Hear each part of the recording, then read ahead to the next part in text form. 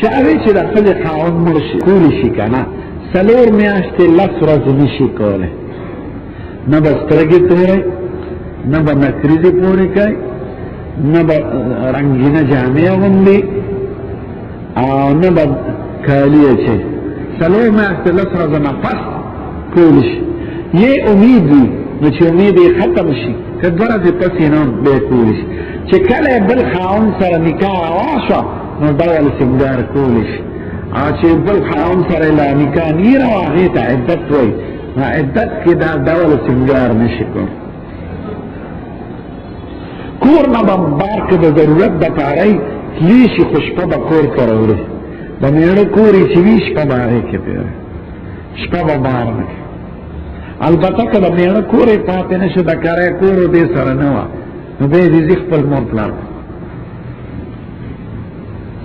ښځې ته کتی شي چې مړه شي او کتی شي ورته لاړه شي او کتی شي ورته